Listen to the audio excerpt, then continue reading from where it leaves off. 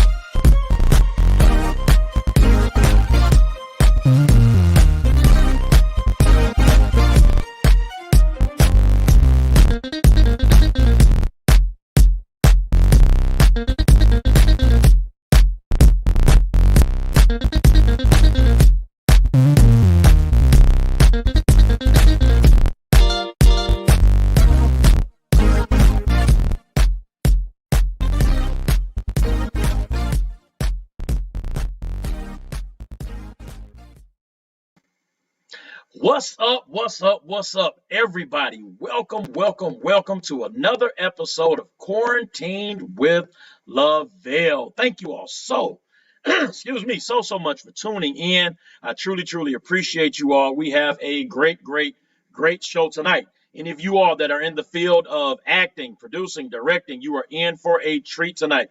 Even those of you who are not into those fields, but just love to go see plays, love to go see movies, you are in for a treat on tonight. I have some amazing people that are lined up tonight. We have Melissa Talbot, Richard Bass, and we are going to be talking about their movie, Dear Future Husband, written by Nyambe Nichole. You all may remember her. We had her on the show last October, talking about her story and how the play was loosely based on her life's story.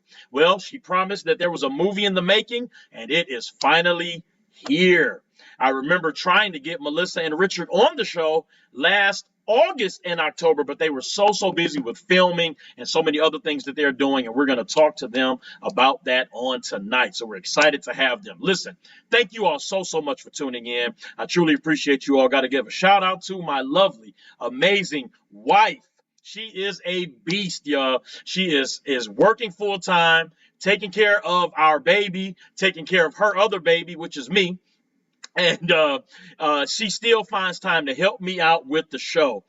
She prays for me before every episode. She helps me out with the questions that we are presenting to the guests and helps me come up with show ideas and everything. So, honey, I love you and I appreciate you. And thank you so much for all of your support.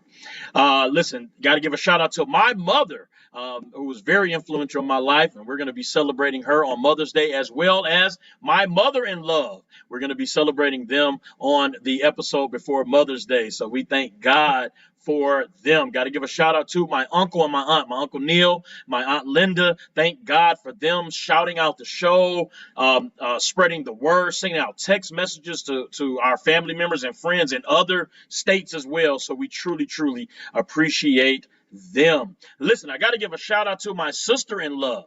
She started her company. It's called She's Everything. So definitely want to give her a shout out. Why? Because she is a sponsor for the show. So let's take a look at what she has to say. She's Everything is a holistic wellness company that makes healing easy for you. We provide soaps, butters, cosmetics, bath salts, and more that are all organically sourced and made with absolutely no chemicals, pollutants, or toxins. We also make herbal teas and provide one-on-one personal consultations to make sure your products are custom made just for you. In addition to our herbal products, we also sell beautifully designed journals to help you track your amazing journey to wellness. Contact Dawn Marie today at She's Everything.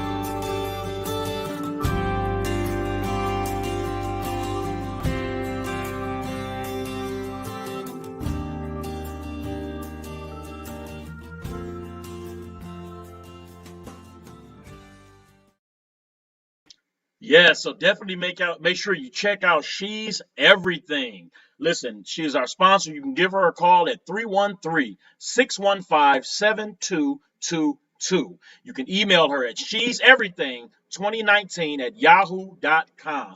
Follow her on Facebook, Dawn Marie. Follow her on Instagram, She's Everything 2019, and go to the YouTube channel. She's putting up some really, really great videos about how her healing products firstly healed her. So go to her YouTube channel. It's She's Everything with Dawn Marie. Please make sure that you support her. Listen, Mother's Day is coming up. Why not get your mom some nice bath salts and soaps and lotions or whatever. Listen, contact her. I guarantee you she can make it. So please make sure that you remember that. All right, as far as my shout outs, I just got sharply rebuked by my wife because I forgot to mention our son. But I didn't forget. I didn't. I was saving him for last, right? That's what we're going to go with. So definitely got to get a shout out to my son, Emmanuel. Listen, he was born on the show. It was a Thursday that he was born, and we were in the hospital. I still went live on the show. So if you all go back to the August 20th episode of 2020, make sure that you check that out, and you will see him. We put him up on the screen so everybody can see him, and he was about 9 hours old at the time. Well, guess what? In 5 days, he is going to be 8 months old. This time is flying by. I'm going to be talking to my wife on the Mother's Day episode about the adventure of having what they call a pandemic baby. It's different than it was when we were born. Whatever year you were born, if you were born before 2020, things were different than being born in 2020 or after. So we're going to be talking to her about that. So listen, I thank God. We got a few people watching. My mother-in-law is watching. God bless you, Mama Betty. Thank God for you. Miss Marilyn is watching. God bless you, Miss Marilyn. Thank you so much for tuning in. Listen, if everybody could do me a favor, just go on Facebook, hit that share button on Facebook. Share this to your page, because the information that you're about to receive, we want to make sure that this information gets out to the masses. So hit that share button. If you're watching on YouTube, text the YouTube channel information or even the YouTube link, and make sure that everybody is watching this episode. We want to get as many people to watch this episode as possible because I definitely want to support my brother Richard and my sister Melissa. And at this time, we are going to bring them on the show. So please help me welcome producers, directors, writers, whatever hat needs to be filled, these two have filled them. So please help me welcome Melissa Talbot and Richard Bass. God bless you. Hello, hello, hello. Hello, hello. Yes. Welcome, welcome, welcome. We truly appreciate you both being here, and I know that you all are both very, very busy. So we don't want to waste your time. We want to get this information out to the people. But thank you all so much for gracing me and being on our show. No problem. We glad that we could be here. I know we've been planning it for a long time, so I'm glad we was able to do it. Thank you Awesome. for making provisions for us, Lavell. Yes. Thank you. I said, Lavell gonna kill us, Richard. I said, we got to get on this show. So as soon as he sent me a new date, I said, oh, definitely. Yes. Yes. And listen, anything that you all are doing, because I know you all are working on some TV series and other movies and whatever you all are doing, you both have my number. Just call me. I would love to have you back on the show to promote whatever you're doing. We appreciate that so much. Absolutely. All right. We got Ari. Ari Lane is watching. She said, looking forward to hearing this info. Well, Yes. Ari, get your ink pen and your paper because we are getting ready to learn a few things and we're excited about it. All right, listen. So I have like a list of questions here that we're going to jump on in. And I kind of designed the questions kind of toward specific people, Melissa or Richard, and Nyambe is going to be joining us as well. But listen, if you all want to add anything, feel free. These questions are not like only for Melissa, only for Richard. We're not rigid. It's very, very loose, laid back, and we want to have a little bit of fun, okay? Awesome. All right, so both of you have your own production companies, right? But I know the two of you collaborate often. Tell us a little bit about your companies. We'll start with you, Melissa. So tell us a little bit about your companies and the network of plays that you all are in that was started by the amazing Vanessa Lynn called the Urban Playwrights United, the UPC. So tell us a little bit about your individual companies and the UPU. Okay. I'll start off. My company is SM Talbot LLC. Basically, I focus on the back end of everything. I do not like being in front of cameras. So here I am. You see my COVID here. I'm just so not ready for this. But my company focus on getting you everything that you need for your production.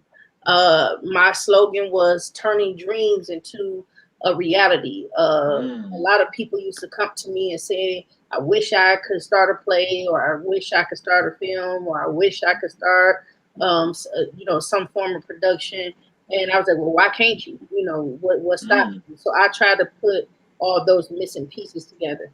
And I, crazy enough, met Richard Bass, and he'll tell you the rest of the story at UPU, Urban Playwrights United Conference, out of state. I didn't even know he was from Detroit. And, he was a writer, and he was as well as a producer and everything.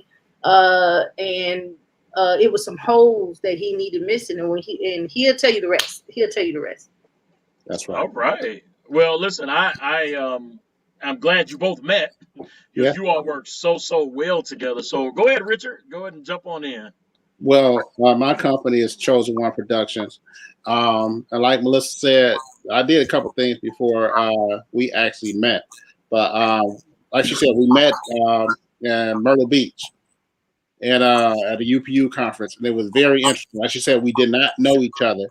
But what was interesting is that we were paired together with a couple more people from out of state, Passion, and a couple more people from out of state. But I remember one night when we was working our assignment, God had spoke to me, and if I've ever heard God clearly, that was one of the times I knew that it was Him speaking. Yeah. And He said to me clearly that you two will be working together. And I'm in a room like, anybody else hear that? you know, because I was tripping. And little did I know, once we came back home, well, let me say this. Melissa is an encourager because I did a stage play in Tangle that everybody know about.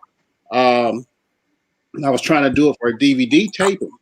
And once I heard how much a DVD taping would cost, I was like, oh, no. My dreams felt like he got crushed. I said, there's no way that we can afford to do this. And Melissa was like, you know what? I'm going to help you. Wow. And I asked her to actually I asked her to sit in on an audition with me.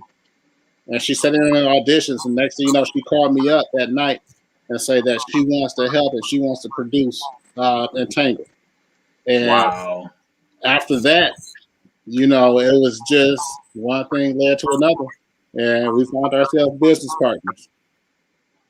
Wow. That is awesome.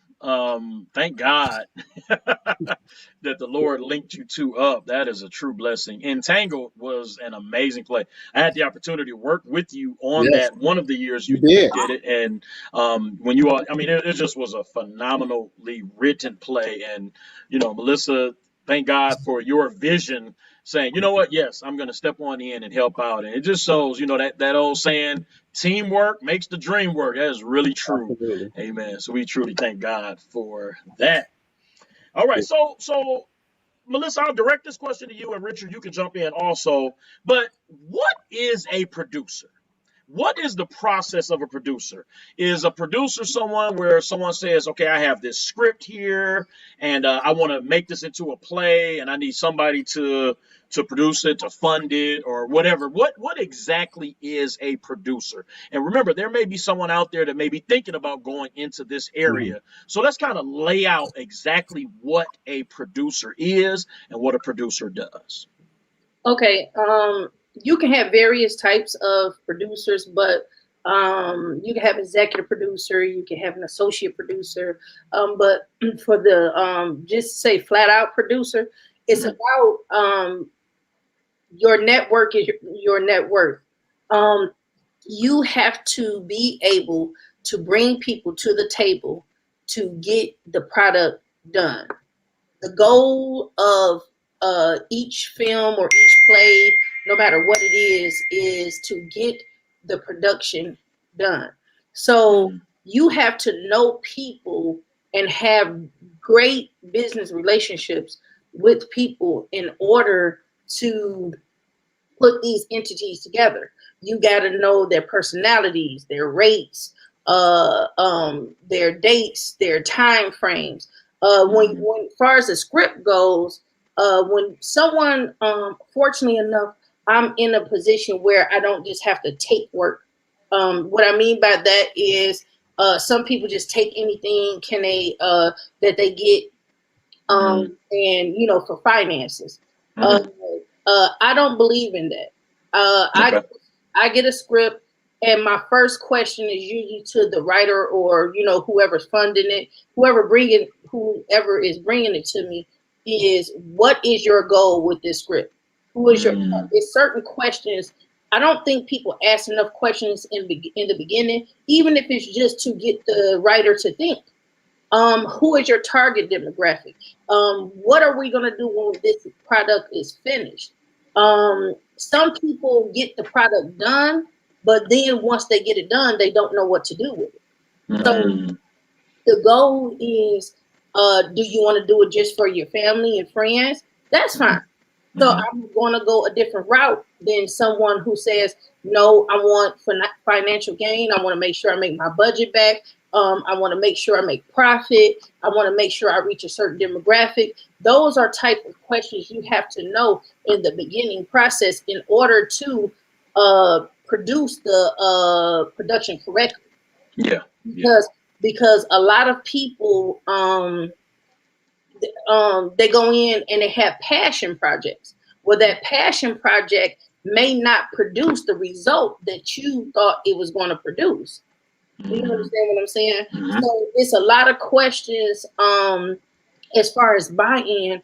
I have to know what makes me select the script is, okay, who are we reaching? Do you have your own goals, or are you looking at someone else and trying to sculpt your things, according to what they're doing? But you may not know how the finances were supplied. You may not know how the resources were supplied. I like to scope every project as its own entity. So we know what direction to take that project in. So if you're interested in being a producer, because I'm actually looking to get some interns and things, because we do need more producers. A lot of people contact me, and I'm big on a team player. You have to be available.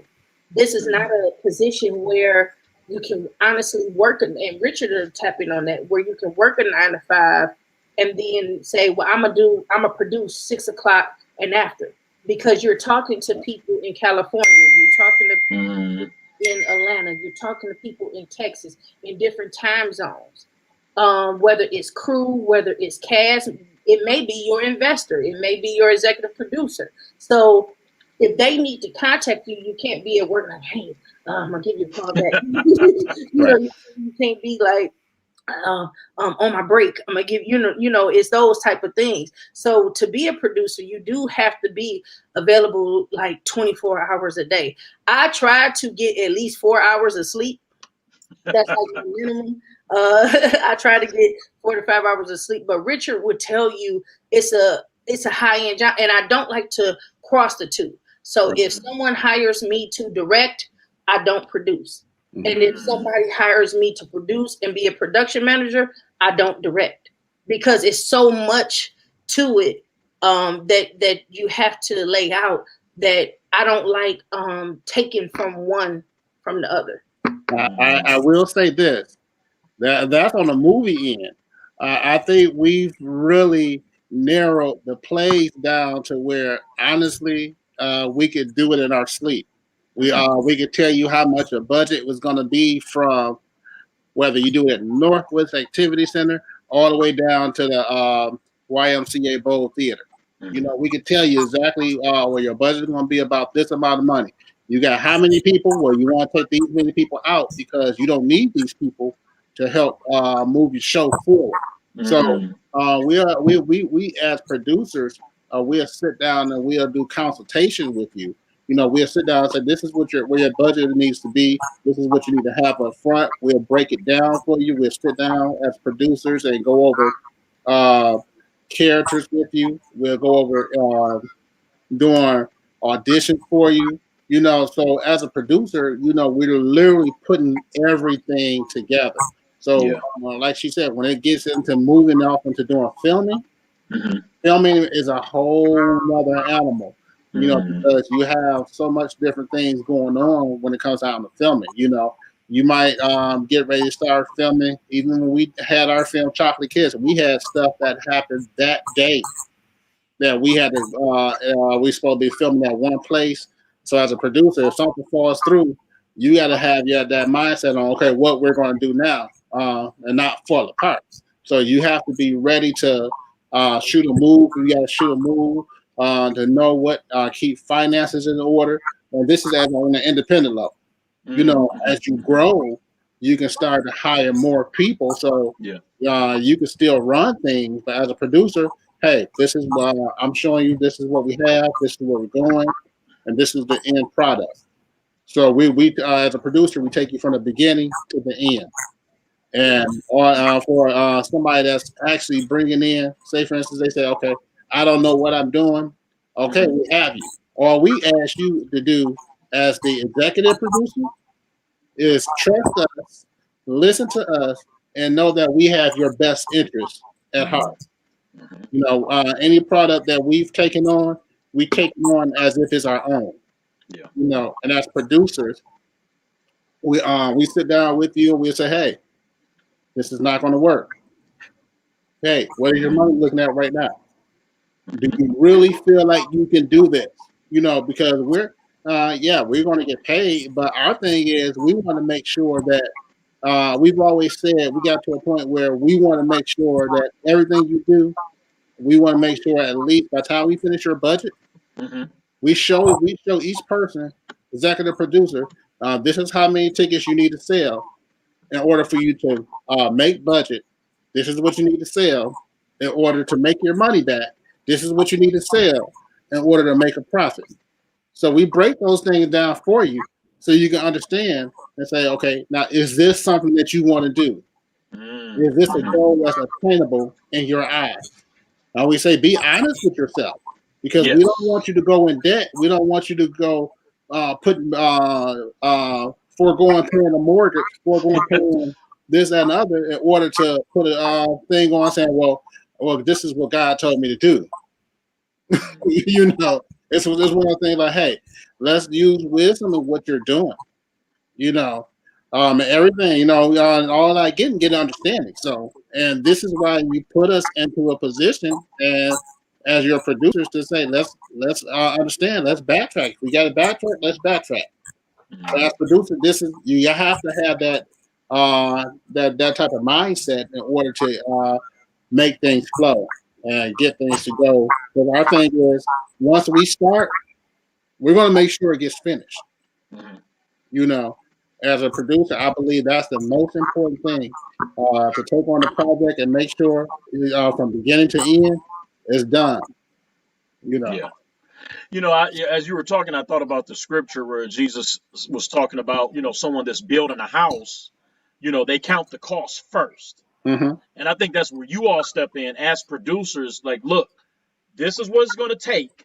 Are you willing to pay the price to get to this goal? Right. Yeah. Right.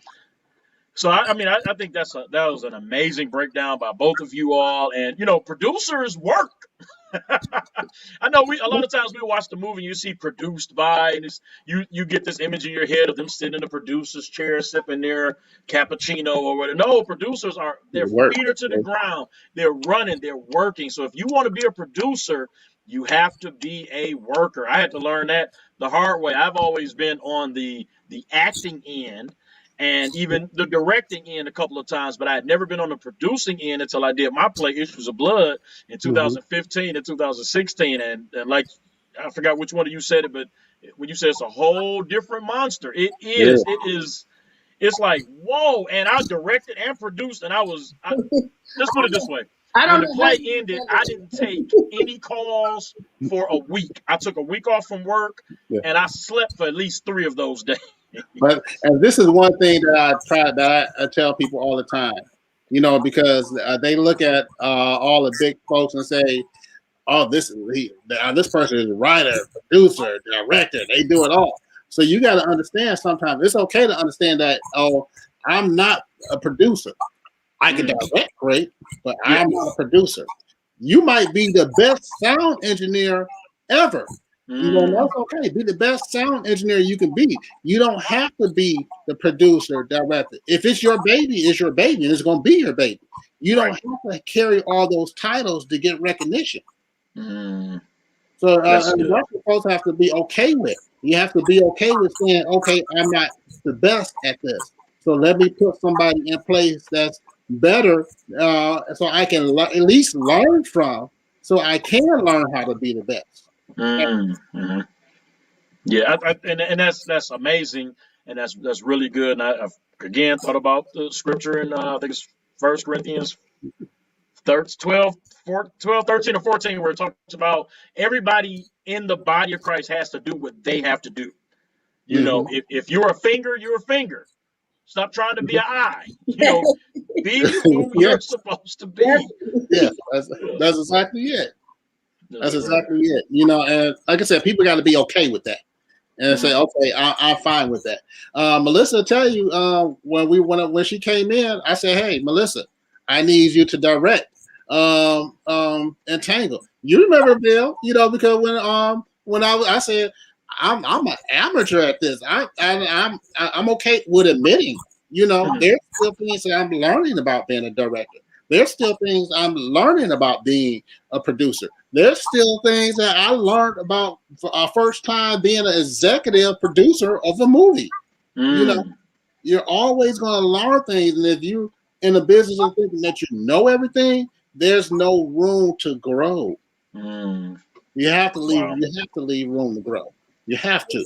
and you have to. And communication is the key because as a producer, which I know you experienced, Lavell, you got to know which one of your actors, your crew, that they don't wake up at 6 a.m. So you got to contact them at noon. It's some of them that don't read text messages, so they prefer call. Like you have to.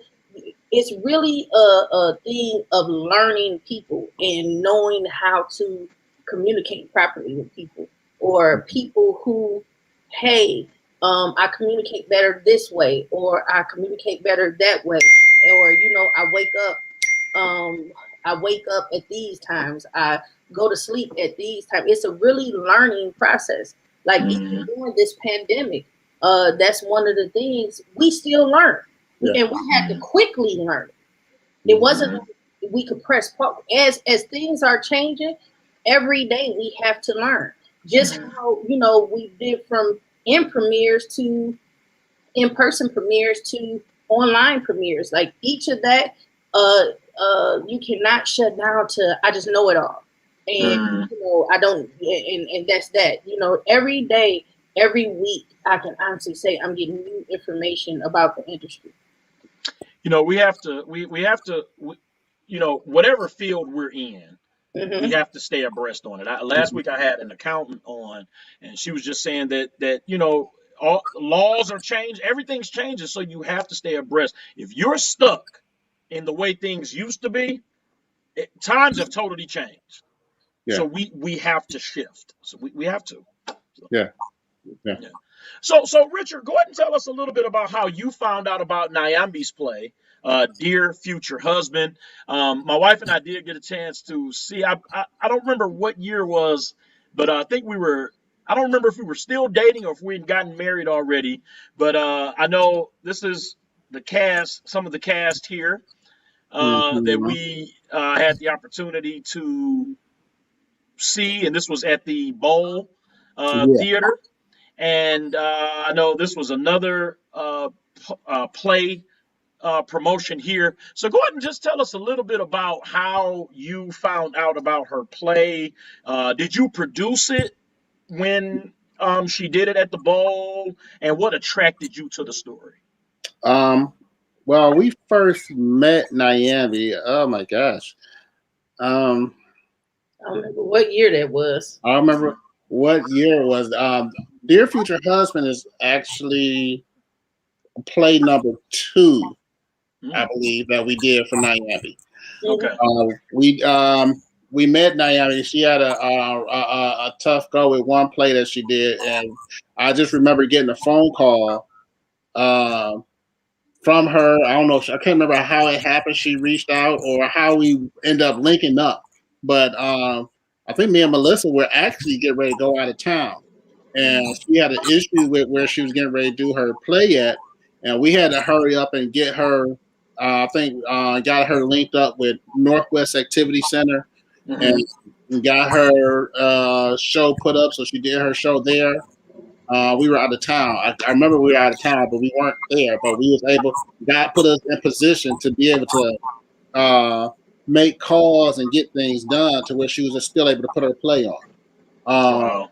But after that, she linked up when she met up with us, and she she probably laughed because she met up with us and she had a play called Call Me Daddy. Phenomenal play. Me and Melissa had the opportunity to sit down, and like she said, we don't just accept scripts. Because at that time, I think we were getting so many different people. We were meeting with so many different people. And we took Nyambe's script, Call Me Daddy, and we read that script. And we were like, okay, we need to fix this. We need to do this. Take this out. Do this. She'll tell you. She said she cried. But that play ended up that play was phenomenal. And she said, I got another idea called Dear Future Husband. I remember she would go over to Melissa's house and she would be talking about the play and writing it. And you think I'm difficult. Melissa is more harder on script than I am.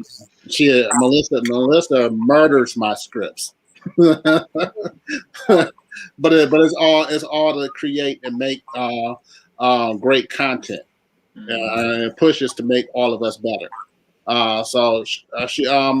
Nyambe came up with Dear Future Husband, and we did it at the Bowl. How long ago was that? Was that probably 4 years ago, I think? No, I was the Call Me Daddy. I had to look it up because I said she would kill me. I had to look up the flyer I did for. It was May 2015. 2015 was our first time working with Nyambe. Okay. May 2015. So that was her first production that we worked on. When we did Dear Future Husband, for me, it was the message within it for women. But what really attracted me, I wanted the win for Nyambe initially. Because she had went through the hardships that she had went through. I wanted the win for her. So I wanted to make sure that, we could do our best to bring out her best. And from there, once I saw the reaction of the people and the women and the audience, and I said, "Oh, this is a hit." Yeah. I talked to Richard. I said, "I've never seen so many people cry, come up afterward." The one thing that I love about the production is to me at least, is ageless. Like you can bring your young adult. It's from like 21 literally through 50s, because it tells you her journey of each woman was one woman, but each person that encounters, and each time within her life, how each person affected her, and how what she kept doing was trying something different. You know how we think we got like, okay, the problem is us, and we just need to do something different. Okay, the problem is, okay, I tried something different, now I need to go a whole different path. I need to do this. You know how we keep at something when really you need to leave it in God's hands. It just wasn't your time. He just didn't put the right people in the right place at the time that you wanted it to happen. But if you wait on him, then he will give you what your heart desires. So that's what attracted me to the story.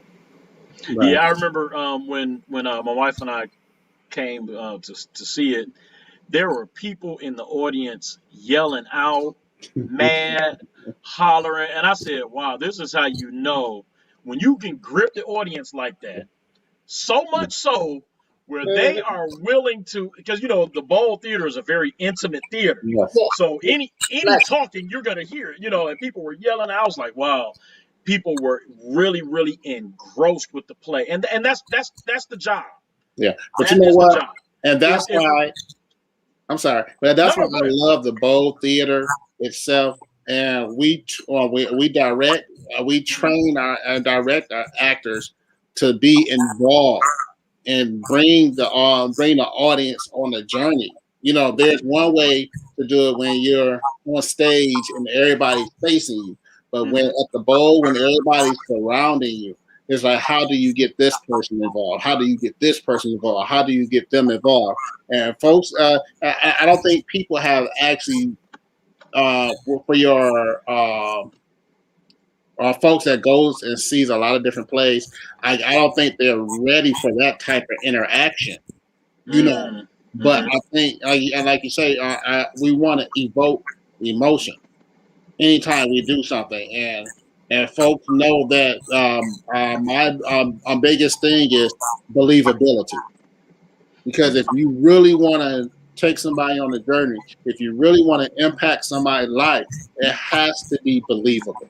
Yeah, it has to, and I believe that the story itself can run itself. But when you have the awesome actors and actresses that we have here in the city of Detroit that goes ahead and perform like they do, it has a whole nother effect. And I could tell you, just like what we did the play, people breaking down, crying, and we kind of took tough, but it's for a reason, and you've seen people with go through breakthroughs from there. From the cast. Once it gets to the cast, then it gets to the audience. That's why I'm excited about this movie, because we've watched the actors and the actresses in the movie just go through things in the movie, and it came out. When I say it was just awesome, at times where folks behind the scene is crying, folks came to visit and watch and not know what's real and what's not real, because the emotion is just there, So this is a Dear Future Husband is a movement. All right. So it's more than just a play. It's more than just a movie. It's more than just a book. It's a movement. It's funny because I will watch people even when she first came out with Dear Future Husband to play. I would watch people on Facebook. Dear Future Husband, I need you to be ready when I'm ready. I see different women with Dear Future Husbands. This is even before we brought the name out. So that's what I said. This is a move. This is most definitely a God movement, and I'm so happy that God used Nyambe to write it. I would be remiss because during the movie, it's Blacksmith Enterprise and Nyambe Nichole together.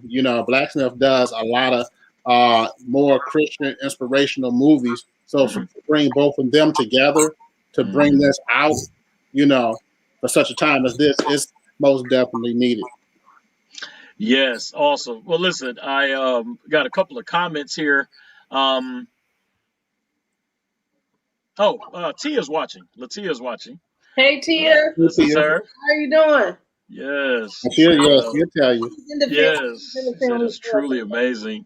My mom is watching, and she said, wow, thank you both for that nice breakdown and clarity of what all a producer does. I never realized all of that went into doing that role, but she did get a little bit of a taste of it because she was one of the producers for my play, and she had her feet to the ground. She was working and doing what she needed to do. So thank you, Mom, for that comment.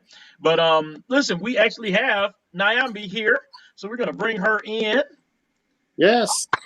Hey, how are you? Hey, Nyambe. I'm sorry I'm late. No, it's okay. It's okay. We were having a really good conversation. I am literally at the theater. I just did a final view. They let me view the whole movie in the theater just to make sure that everything is well and ready for all of the amazing people that are yet still buying tickets. So I'm hanging out in the parking lot of the theater right now. Nice. Great. I hope everything looks great. Everything look great. Don't text me afterwards. No,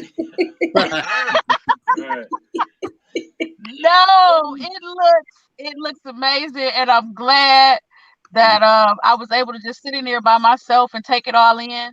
I can cry my tears so that I can cry my tears in private, so that when I'm with everybody else I can be hard. And this is for me. I'm super excited because this is actually the first one. Every other one that we worked on, every other movie we worked on, I've always seen it before everybody else seen it. So this will be the first one that I have not seen that I can truly watch, enjoy, and get my great reactions. Even though I sat on set the whole time, right.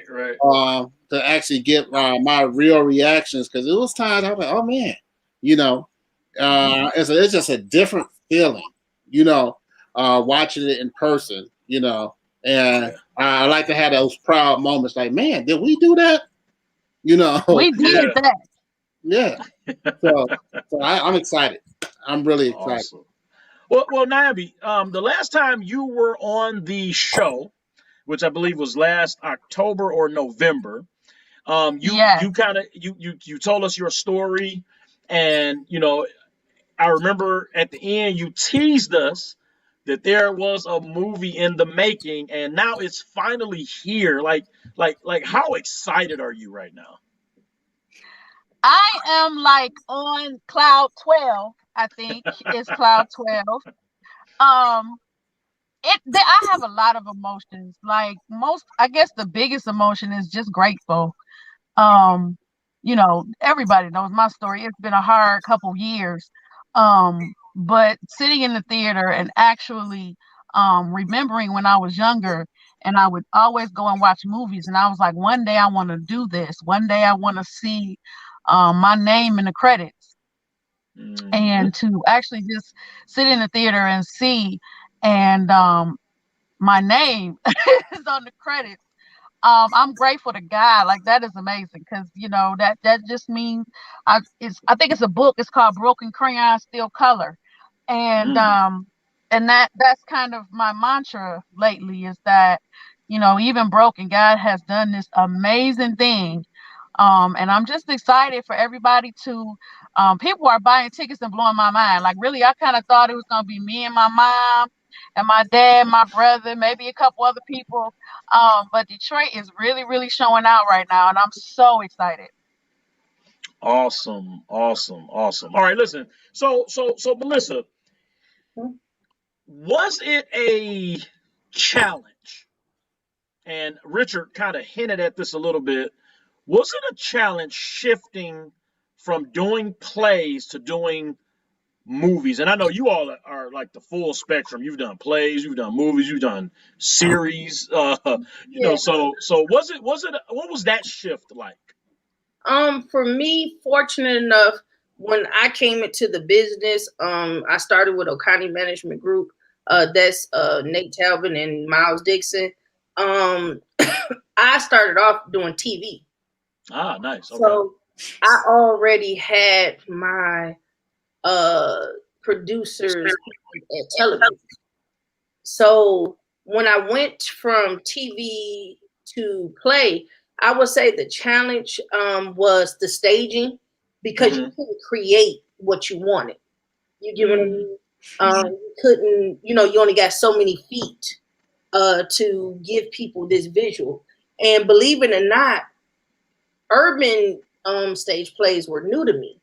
I was different. I was used to going to traditional stage plays.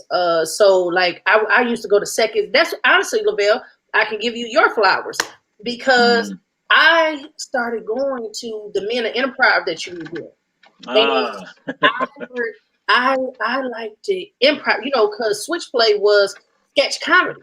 Right. So I used to go to Second City, Planet Ant, your shows, things of that nature. You get what I mean? So my background started there.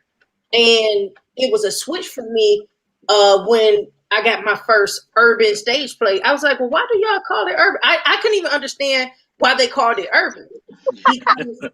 Because I was like, no, I said, when I want to see improv and stuff, I know Lavell. Well, you didn't know me at the time, but I used to come, and Steve and you and the ball guy, I think his name was John. Yep. Yep. I used to come to you guys shows, and then I Mad TV, Saturday Night Live, and then I used to do stuff like musicals, Lord of the Rings and things of that nature. So I never understood where the term urban stage plays come from until I was involved with one. Yeah, so, and let me say this real quick about so I was born into urban stage plays, but nowhere near on the level that you all were doing. Like, you all kind of took them to another level. The plays I was in, and I hate to say this, but a lot of the plays I was in, we wouldn't get to the set until the day of the show. And many times, we would do blocking for 2 months, and we'll get there, and the set is the complete opposite. The day of the show. So it was. I've done some plays that were just crazy. Now, the adrenaline rush is what helped us, the professionalism of the actors and whatnot. But those were my experience. And then I ended up going to Wayne State, and I found out, because I don't know if you all remember this. I'm sure you all do. But back in the day, any urban stage play had at least 5 set changes. Oh yes, yes. You bring it on, you bring it back off, and you got 50 million people trying to. Yes. And that added an extra 30 to 40 minutes to the show. Yeah. Because, you know, you got the band playing while they're up there changing the set. And then I went to Wayne State, and I was like, these shows are just one set. What is happening? I don't like this. I wasn't used to it. But then I began to understand why, and that helped me out tremendously. And Lavell, so you understand. I was going to like the Wayne State plays and plays at the Fox and things of that nature. So my first urban stage play that I just attended and watched, and I was like, okay, I love this. It was with Vanessa Lynn and Angela Dunlap, and it was what was the name of that play? Not Affairs. It was I'm about to say The Hand of Rasta Crater.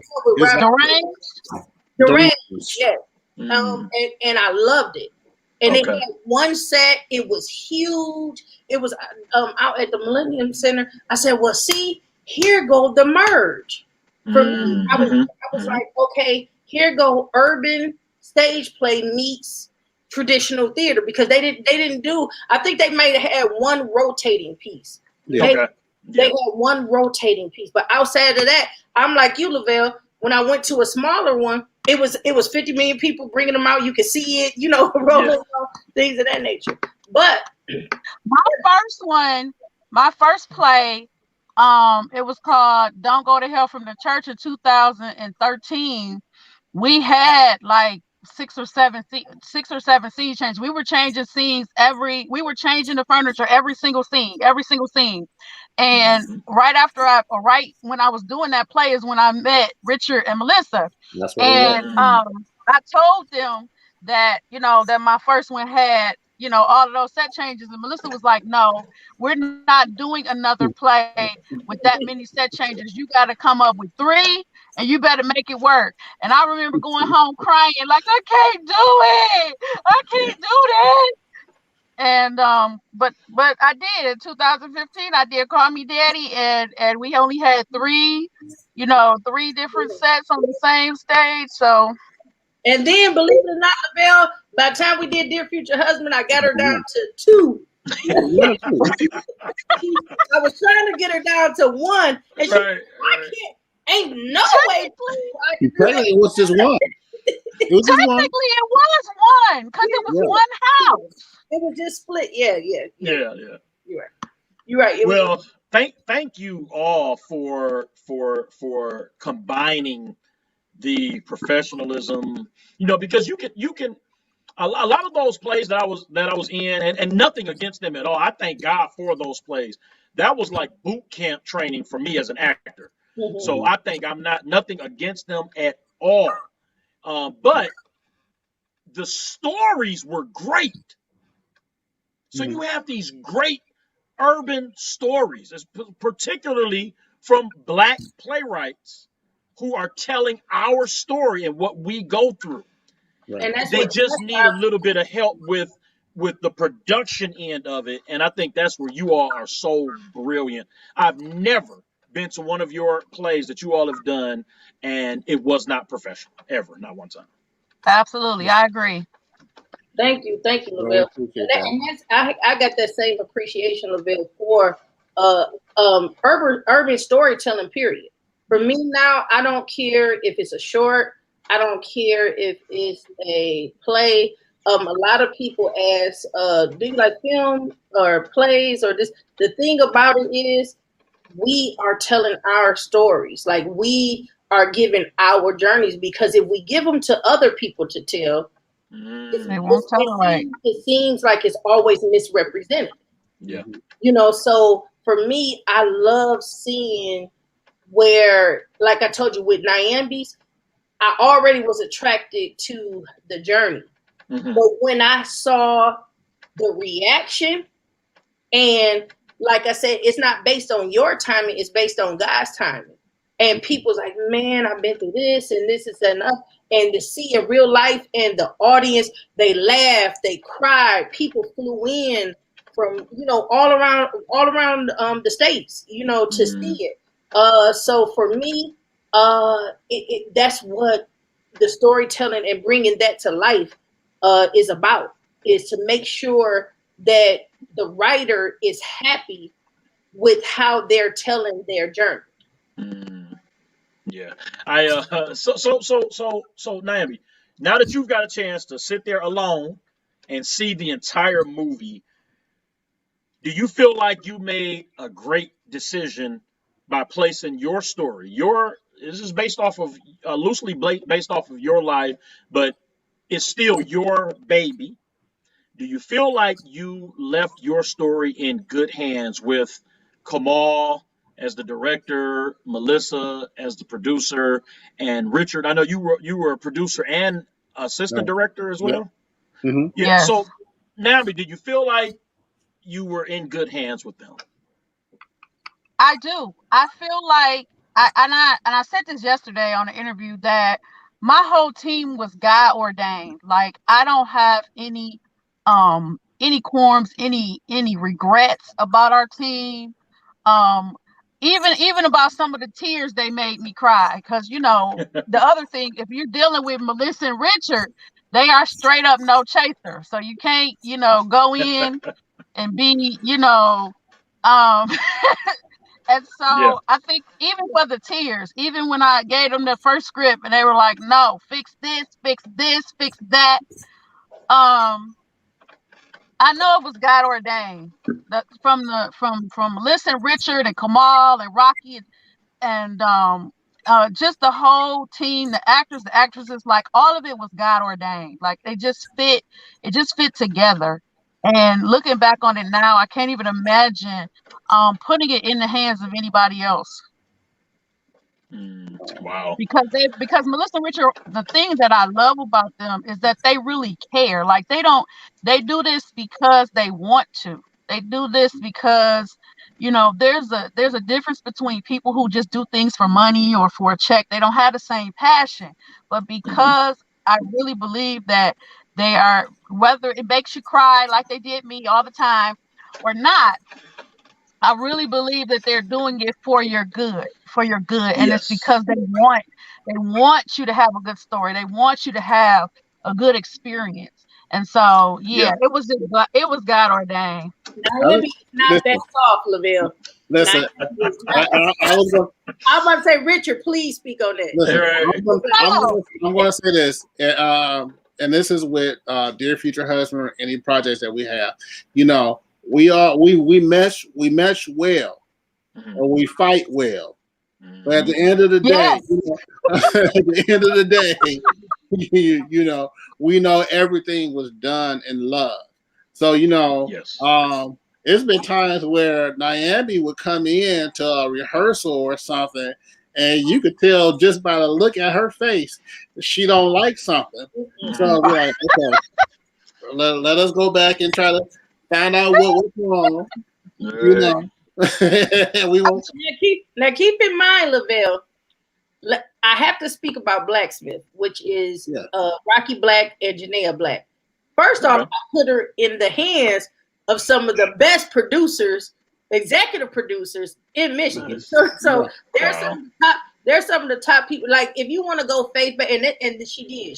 She said, "This one, Melissa, I want to do faith based. I want to do."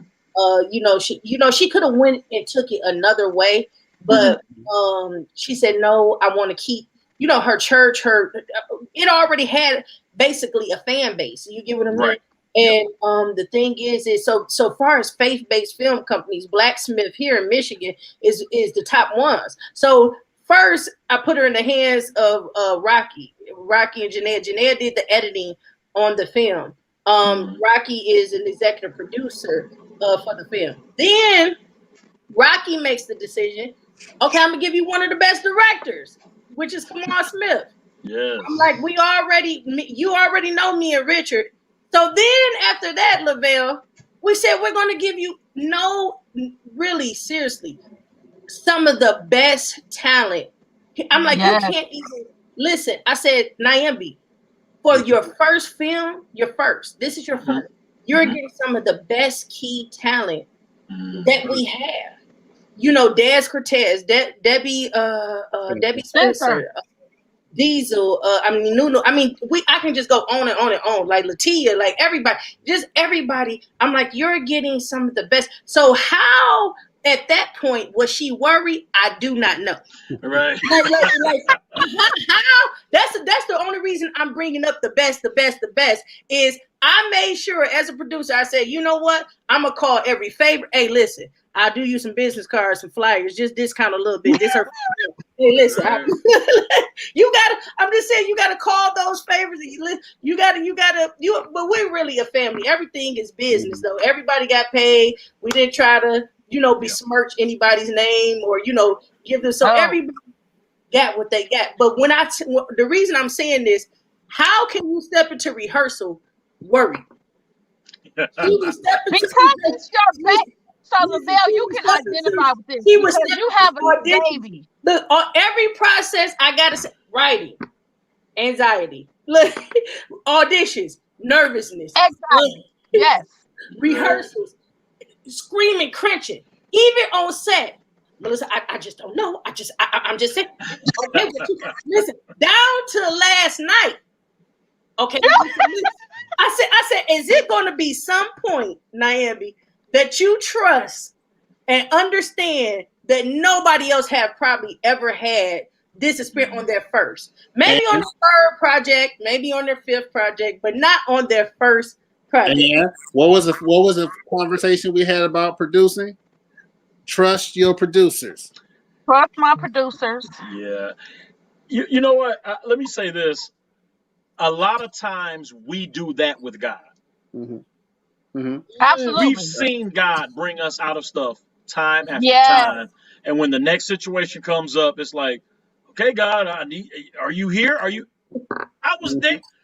I'm the same God yesterday, today, forevermore. Right. So I think that's just an innate thing for us to just not, we're warriors. We're worrying about everything. But again, you all are, Nyambe, you were really, really, really in good hands. Latia said they do not play. They do not play. But you know what? We need that. Because I've been, like I said, I've been into some rehearsals where we laughed and talked the whole rehearsal and maybe rehearsed for maybe 10 minutes. And then it was like, what was the point of me coming out of my house, coming halfway across town to sit here in the rehearsal and laugh and joke with my friends, which was fun, but the job isn't done. So we do need those people that are going to step up and say, okay, look, we need structure and we need guidance. And that's what a producer and a director does. It's like, okay, fine. It's okay to have fun, but we have to narrow down and say, look, this is what we're going to do. Because at the end, when the outcome comes out, Nyambe, when you sat in that theater today, a couple hours ago, and watched that movie, everything made sense. It did. All of the tough times, all of the cuts, all of the edit, everything made sense. That vision all came together. And I think that's how it is with us. In the end, when we get to heaven, then we're going to be like, okay, God, I didn't understand why this had to happen, but now I see the full picture. But here's the thing, and this is something that I live by. You have to enjoy the process before you get to the end. We're so worried about what's going on within the process of a thing that we forget to enjoy it, to the point that by the time we get to the end, you're like, I'm tired. Oh my God. Yeah. So maybe on project 2, I'll feel that way. But this one, this one has been keeping me up at night. But that's the thing. You have to take your mind out of that worrying mode, and because people forget because they worry, they're concerned so much that you forget to enjoy it.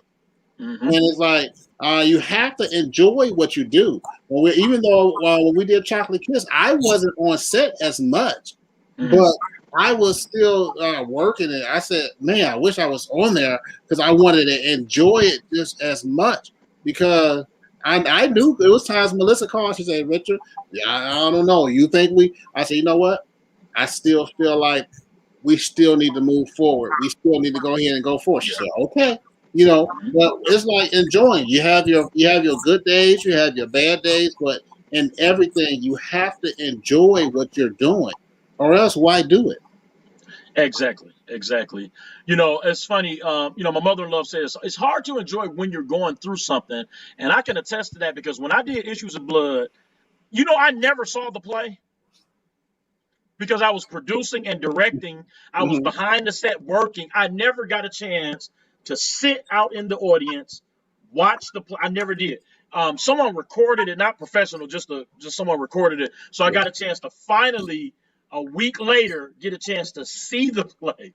But it's it's not a hard thing, but you do have to figure out a way to enjoy it. It's kind of like kids, when you're going somewhere, are we there yet? Are we there yet? They're so focused on getting to where you're supposed to be, they're not enjoying the scenic route that you're taking, looking at taking all of that in. And we have to really learn how to do that. Because you have to realize, because God is speaking in those moments too.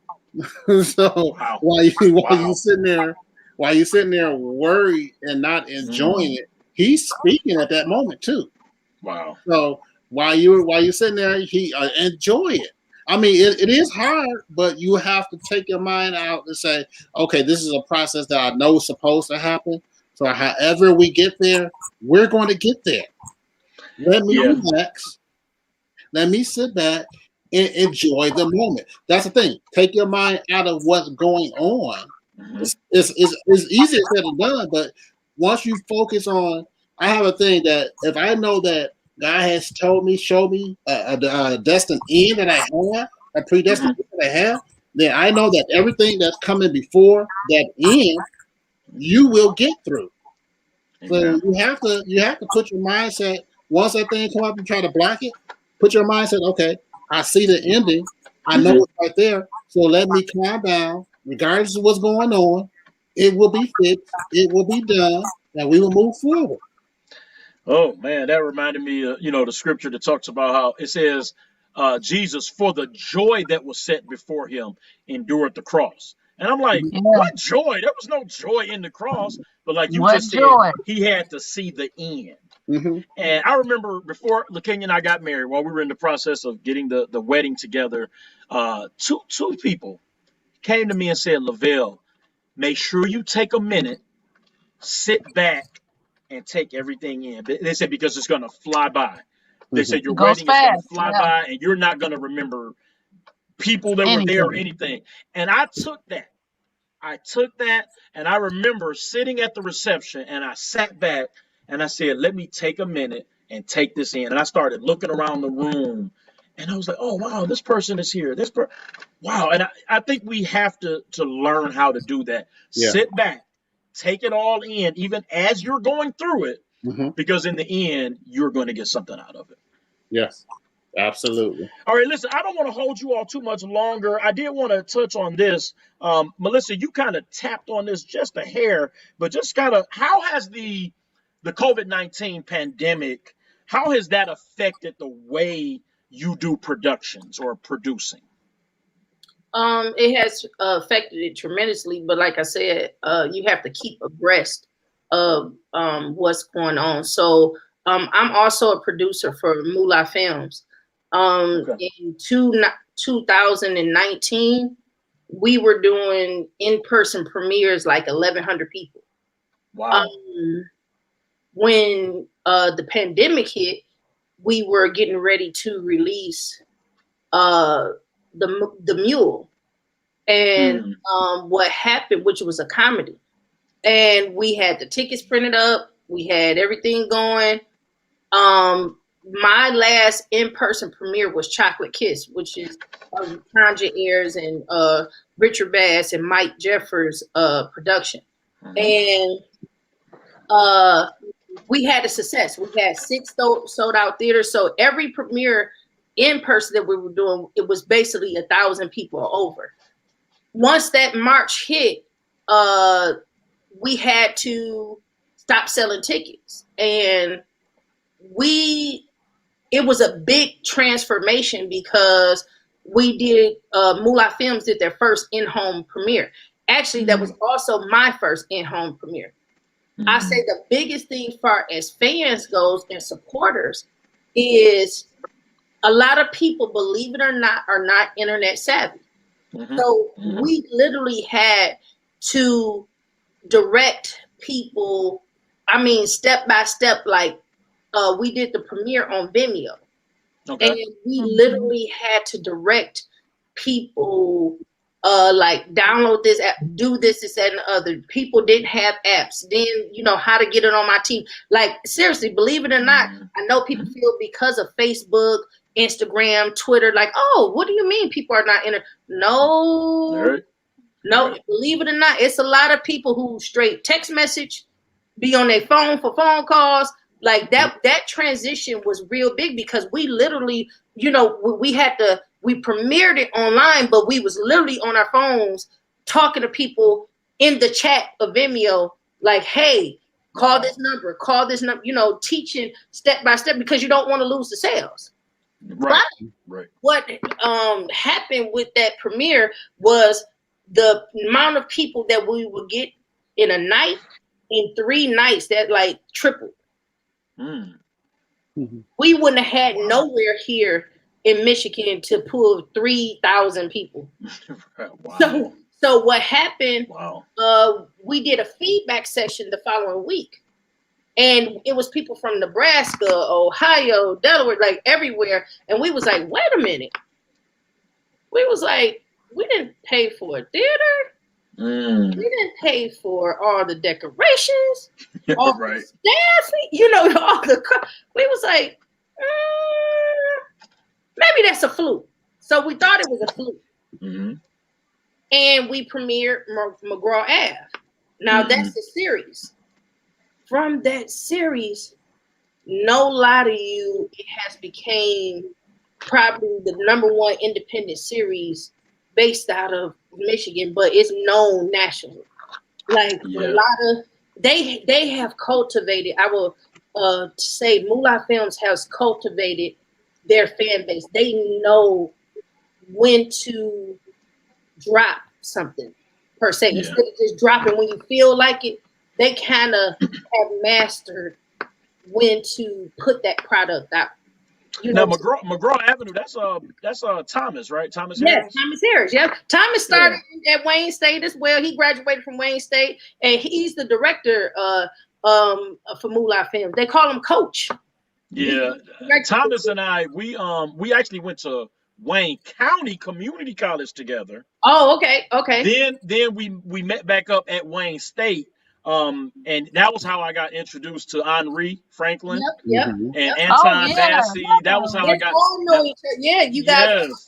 Yeah, it's a whole. I call it the whole way. Y'all like Wayne State vets. And speaking of Wayne State vet, my brother Will Bryson. He said this is really helping me, and so I definitely appreciate Will. Phenomenal actor. I've been trying to get Will. I was about to say, do you know I've actually tried to get Will? I have not actually. I've actually had other actors contact him and then say it was for me. I was like, ask him if he's available. Like, just ask him, is he available? If he say no, you ain't got to tell him who it is. But no, Will is a great. It's so many great people. But for us, COVID. So from those in-home premieres, it made us get more tech savvy because we had to come off of Vimeo. So then we had to learn like Tubi. I never knew how to use Tubi. Amazon and CERs and all these technical terms and you gotta learn how much you get from how much they get and percentages and cuts and like seriously it was so much, but we had to learn that all of 2000. We didn't have no time to stop, so we had to learn all that within 1 year because like I said, we wasn't putting things on platforms like that, and now. For 2021 is so many different platforms. As long as you got content, they want your content. Yeah. So you got Urban TV, different ones. They want to buy it out for a fee. They want to, it's just different tools you have to stay abreast as a producer. Like, okay, well, what's their demographic? Who do they target?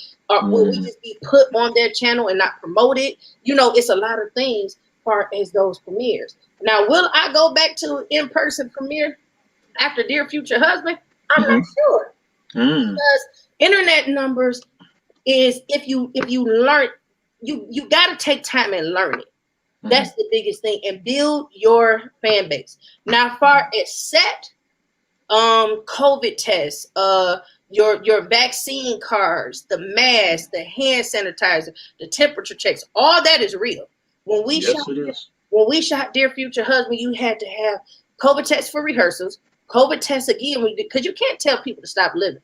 You can't say, come to rehearsal, but don't go get your kids.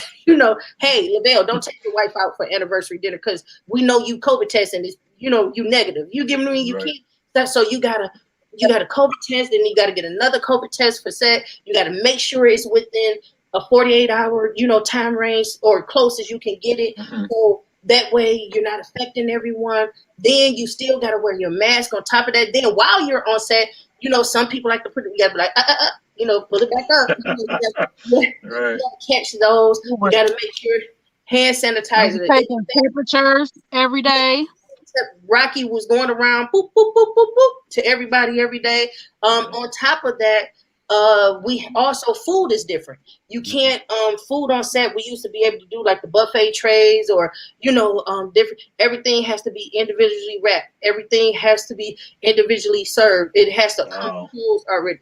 Because it's a contact and airborne type thing. So it changed a lot of costs. You got to realize, for a producer, and we're looking at your budget, those supplies are now in your budget. I have to put that in there. I have to also put the containers. I have to also put individual juices and everything. You can't just, it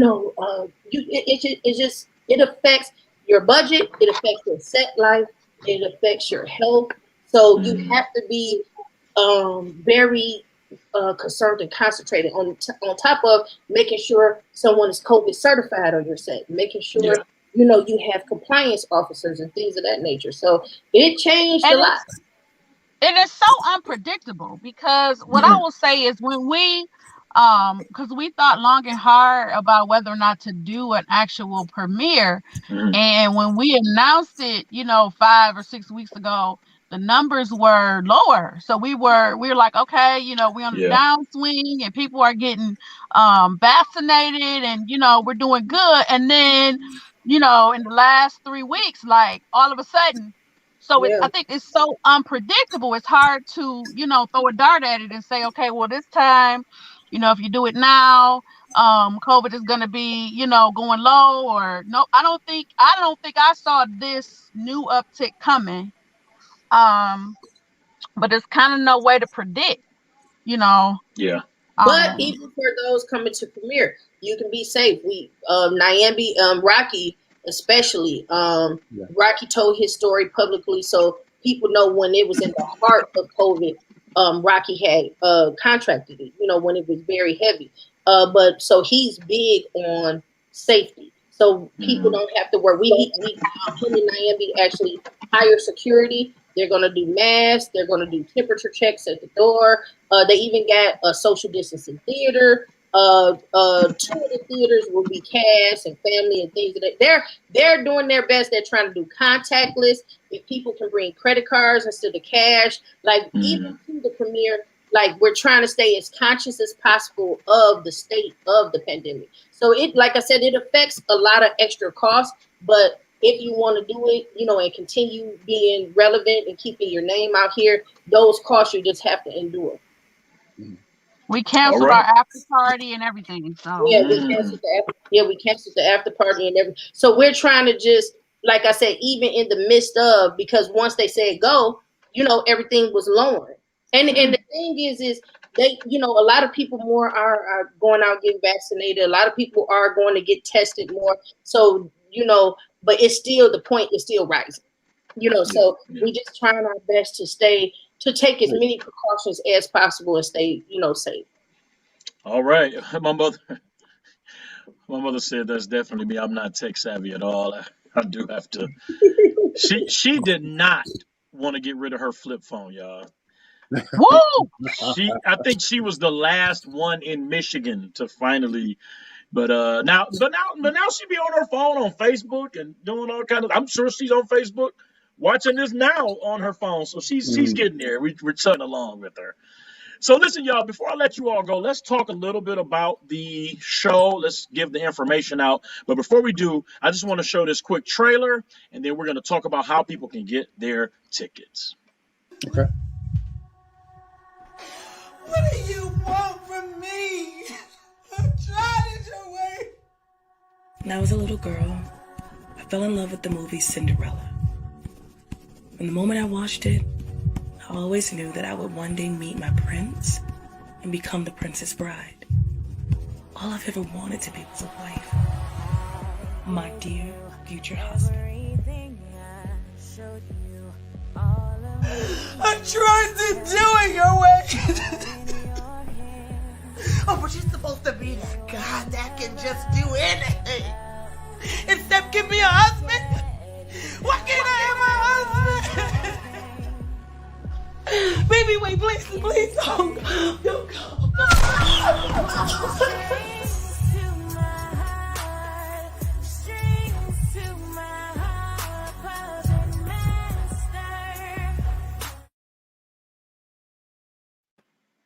Yes. So listen, everybody, let me put the flyer up here, and then we're going to talk a little bit about how people can get the information here. So you see, it's this Saturday, y'all. This Saturday, 2 days from today.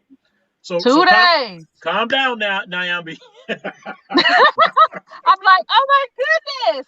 Yes, it is finally here. So it's going to be at the BelAir Luxury Cinema, which is at on East 8 Mile, 10100 East 8 Mile. You all know the I don't know if y'all remember this, but it used to be the BelAir Driving. Yeah. That's right. I'm telling my age. Right, we dating ourselves. My favorite movie of all time is Back to the Future. I saw Back to the Future at the BelAir Drive-In back in 1985. I was 10 years old. And but now it's the BelAir Luxury Cinemas, and you all heard that they are social distancing. They're taking precautions there. The red carpet is at 6 p.m., and the movie starts at 7 p.m. General admission tickets are $25. And listen, you all can go to, let me pull this up here. DFHthemovie.eventbrite.com. That's it. Yeah. So go to www.DFH, which stands for Dear Future Husband. So DFHthemovie.eventbrite.com. Again, that's this Saturday, 6 p.m. for the red carpet. Now, let me ask you, Richard, what does the red carpet entail? What's the difference between the general admission at 7:30 for the movie and the red carpet at 6 o'clock? Well, we do the red carpet. That's our own personal Hollywood type event, but Detroit style. You know, you have some folks that come dialed up and the evening wear. You know, you might have some folks that just come in just like regular nice casual or just jeans and a t-shirt, you know.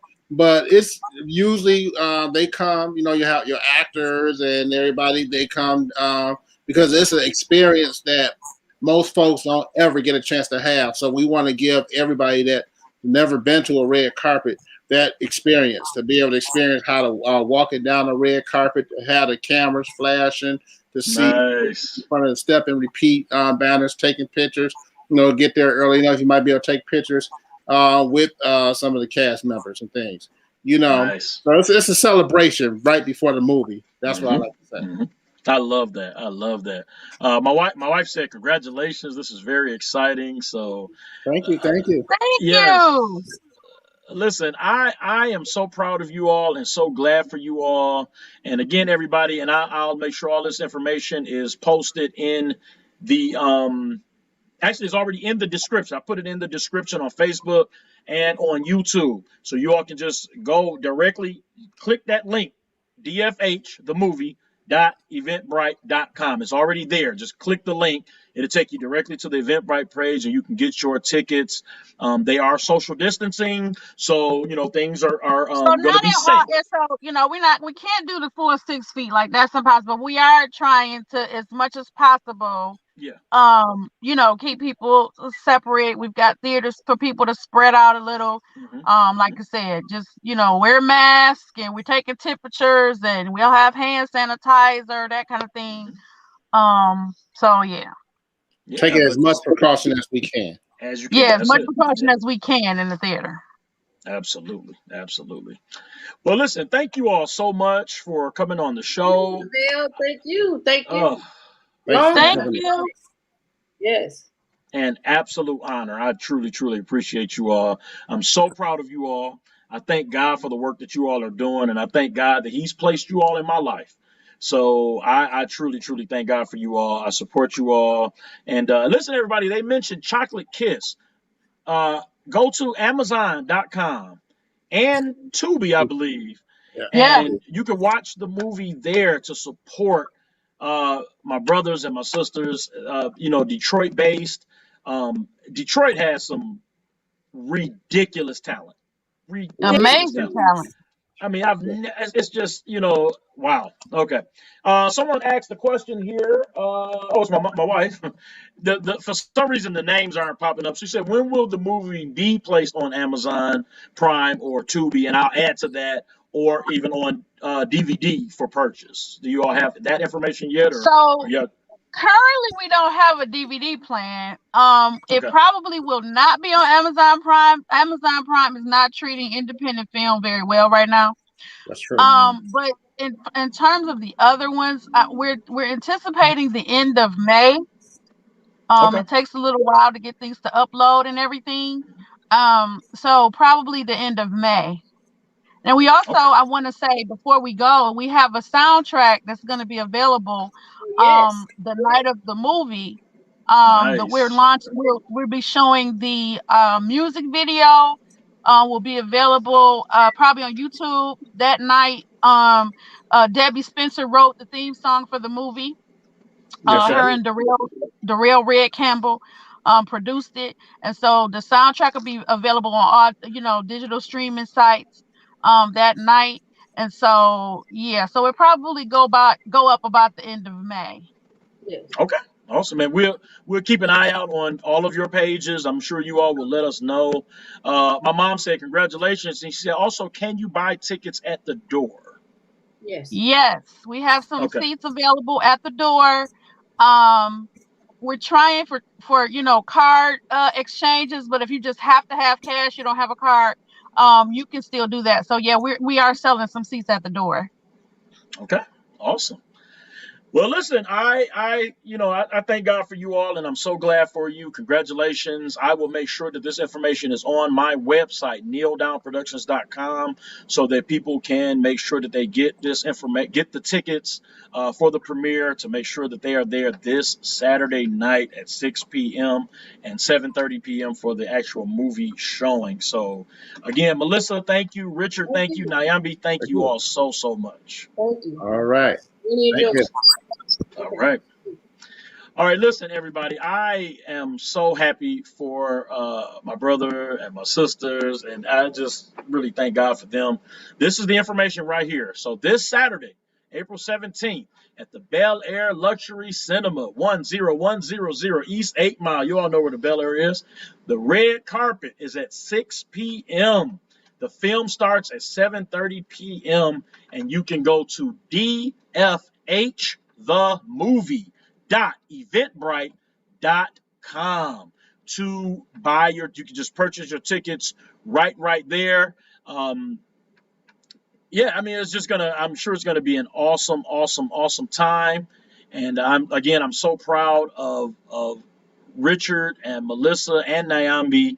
I just met Nyambe actually last year, but Melissa I've known for quite a few years, and Richard I've known for almost 20 years. So again, I'm very, very, very proud of them and truly thank God for them. So listen, make sure you get this information. I'm going to have this. It's already in the description. The website is in the description on Facebook and on YouTube, and I'm going to make sure that it's on my website as well. So please make sure you check them out.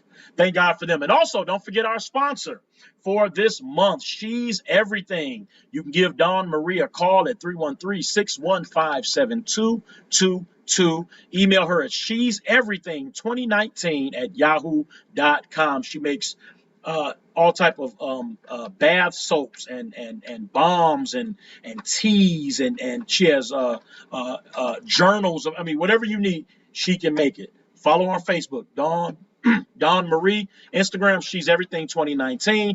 Go to her YouTube channel and subscribe. She's Everything with Dawn Marie. Listen, thank you all so much for joining us. And listen, if you would like to support Kneel Down Productions, the information is right here. You can give through PayPal at Kneel Down Productions, or Cash App is at, $ Kneel Down Pro. $ Kneel Down Pro if you would like to give, or you can give via the website. The website is www.kneeldownproductions.com. There's a you can go to the donate tab and you can give there if you feel so inclined. Now listen, before we go, I want to kind of give you all a breakdown of what's coming up, okay? So next week, April 22nd, my little brother, Chris Lachey, he is a chef, and he is a part of Gift of Gourmet. So we're going to have Chef Chris on, his buddy, Chef Sean, and they're both from Gift of Gourmet, and also Vanessa Chapman and Herbert Morris. They're operations supervisors and director for the Detroit Rescue Mission. They have a big event coming up the following week, so I wanted to make sure that they come on. They're going to be feeding the homeless, and they're getting me a bunch of information, flyers or whatnot, and we're going to make sure that that's posted. So you don't want to miss that interview to find out what you can do to help and to support, to feed the homeless. And they did it before, and it was a huge success, and the Lord put it on their heart to do it again. So make sure you tune in next week. That's April 22nd. Now listen, April 29th, this month happened to have 5 Thursdays.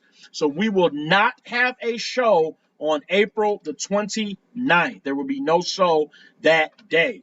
Any month that has 5 Thursdays, I'm going to go ahead and take a little break. Plus, on top of that, April 28th is our wedding anniversary.